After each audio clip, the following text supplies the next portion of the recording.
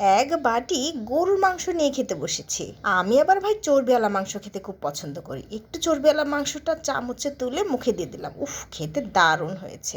এবার একটু সিনার মাংসটা নেওয়া যাক তো। এই যে মুখের মধ্যে পুরে দিলাম। উফ, কি যে মজা। এরপরেই খেয়ে নিলাম রানের মাংস। কি কি ভাবছেন আপনারা? আসসালামু আলাইকুম, আপনাদের সবাইকে ওয়েলকাম জানাচ্ছি আজকের এই ভিডিওটিতে। এর আগে একটি ভিডিওর মাধ্যমে আপনাদের কাছে শেয়ার করেছিলাম যে বাড়ি থেকে আম্মু কাঁঠাল পাঠিয়েছে, আর এই কাঁঠাল দিয়ে আমি ইঁচড় রান্না করে খাবো।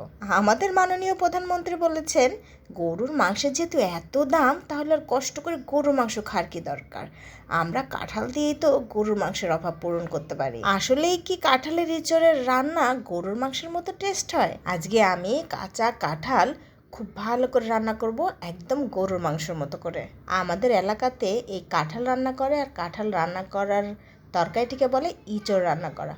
আর এর মধ্যে চিংড়ি মাছ দেয় বা বিভিন্ন মাছ আপনি দিতে পারেন। তবে আজকে কিন্তু আমি কোনো রকম মাছ ব্যবহার করব না ইঁচড় রান্নাতে। একদম গরুর মাংস যেভাবে আমরা রান্না করি সেভাবে রান্না করার চেষ্টা করব। দেখতেই পেলেন পেঁয়াজ, রসুন আর টমেটো ভালো করে ব্লেন্ড করে নিয়েছি, আর তার মধ্যে দিয়েছি 3 চামচের মতো আদা বাটা। এখন কড়াই গরম করে তার মধ্যে দিয়ে দিলাম সরিষার তেল। টমেটো, পেঁয়াজ, রসুন আর আদা বাটার পেস্টটি আমি এখন গরম তেলের মধ্যে দিয়ে দিলাম।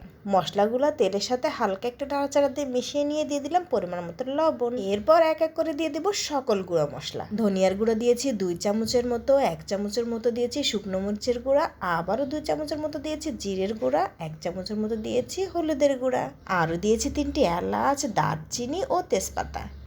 ভালো করে নাড়াচাড়া করে মশলাটি সুন্দরভাবে কষিয়ে নিচ্ছি। মশলা কষানো হয়ে গেলে তার মধ্যে দিয়ে দিলাম গরুর গোশ সরি দিয়ে দিলাম কাঁচা কাঁঠাল। এখন অনেক সুন্দর করে খুন্তি দিয়ে কাঁঠালগুলোকে মশলার সঙ্গে নাড়াচাড়া করে মিশিয়ে নিচ্ছি, আর এভাবেই অনেকক্ষণ কষিয়ে নিব ঢাকনা দিয়ে। মেয়ে মানুষের কাজ রান্না করা, চুলা পরিষ্কার করা, তো একটু চুলা পরিষ্কার করে নিয়েই তারপর আবার ঢাকনা সরিয়ে দিয়ে ভালোভাবে খুন্তি দিয়ে নাড়াচাড়া করে নিচ্ছি, যেন কাঁঠাল আর মশলা কষানোর সময় কড়াইতে লেগে না যায়। আবারও বেশ কিছুক্ষণ ঢাকনা দিয়ে রেখেছিলাম। এরপরে ঢাকনা সরিয়ে ভালো করে নাড়াচাড়া করে দেখে বোঝা যাচ্ছে ভালোভাবে কষানো হয়ে গিয়েছে।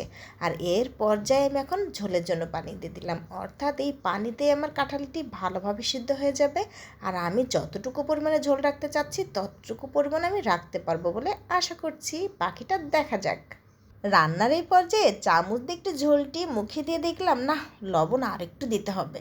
তো আরেকটু লবণ দিয়ে খুন্তি দিয়ে নাড়াচাড়া করে আবার ঢাকনা দিয়ে রেখেছি। বেশ কিছুক্ষণ এভাবে রান্না করার পরে খুন্তি দিয়ে 2টি কাঁঠালে চাপ দিয়ে দেখলাম বেশ সিদ্ধ হয়ে গিয়েছে, আর ঝোলের পানিটিও ঠিকঠাক আছে। তো এই পর্যায়ে আমি বাগার দিব, আর বাগার দেওয়ার জন্য কড়াইতে নিয়েছি তেল, আর তেলের মধ্যে দিয়েছি পেঁয়াজ কুচি এবং রসুন, বেশ ভালো পরিমাণে নিয়েছি কিন্তু আমি। এরপরে দিয়েছি পাকা কাঁচামরিচ, একদম লাল লাল করে পেঁয়াজ রসুন ভেজে নিয়ে কাঁঠালের মধ্যে ঢেলে দিলাম। উফ, দারুণ একটা স্মেল বেরিয়েছে। ইস, ভিডিওর সাথে সাথে যদি রান্নার ঘ্রাণটিও আপনাদের সাথে শেয়ার করতে পারতাম বেশ ভালো হতো। রান্না করা শেষ, চুলা অফ করেই বাটিতে তুলে নিয়েছি। আমার ভাই আবার মনে মানছিল না, কেমন রান্না করেছি একটু খেয়ে দেখতে ইচ্ছা করছিল, তাই তো বাটিতে নিয়ে নিয়েছি। উফ, খেতে দারুণ লাগছিল। গরুর গোশের মজা তো গরুর গোশেতেই আছে। এই যেমন ধরেন মায়ের অভাব কি আর প্রতিবেশী পূরণ করতে পারে? তবে ইঁচড়ের টেস্ট আলাদা টেস্ট, ইঁচড়ের অনেক মজা করে খেলাম। আজকের ভিডিওটি কেমন লাগলো প্লিজ কমেন্টসে জানাবেন। লাইক, কমেন্টস এবং শেয়ার দিয়ে আমাদের পেজের সাথেই থাকবেন। আপনারা সবাই ভালো থাকবেন, সুস্থ থাকবেন। আল্লাহ হাফেজ।